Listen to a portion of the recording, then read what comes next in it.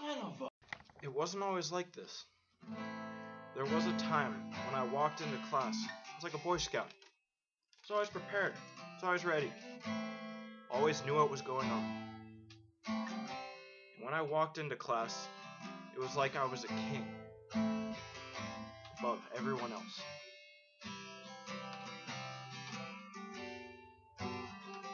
But that did not last. It led to many years of serious confusion.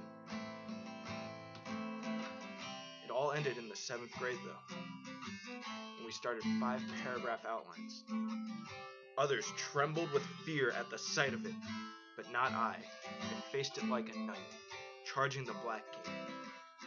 I memorized all of it and reclaimed my throne. This confidence is something that I made sure I kept as I walked into high school on the first day. Everyone else could see that I was a good English student.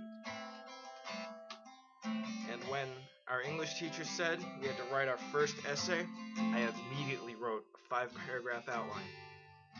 I had brilliant ideas, and I made sure I was going to write a killer essay.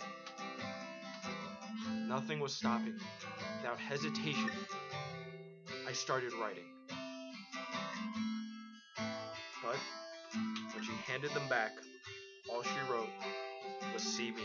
I felt so ashamed, like I was the wild coyote crushed between 2 rocks after being so close to catching the roadrunner.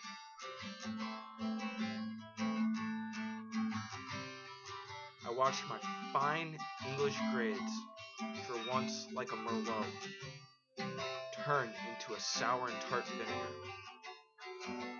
But then she asked me if I've ever been tested for dyslexia. I wasn't, so I had myself tested, found out I had a learning disability. This led to countless hours of reading and writing with tutors going over reading comprehension tests and grammar quizzes, and all these ways to help speed up my reading and become a better writer. But there was no gain. I would study late into the night. Hours and hours on end were spent neck high up in books. But there was very little improvement. I felt like I was General Lee at Gettysburg, fighting all day and all night, but for no gain. But then, one day, while I was proofreading my paper, it hit me. God's light shined through the window and onto my paper, showing me the meaning of it all. How words do not mean anything unless they are written with a purpose, and unless a writer can expressly value the words have no meaning. And with that, like a phoenix rising from the ashes of my old papers, riddled with error, this idea was born. My greatest weakness had become my greatest strength.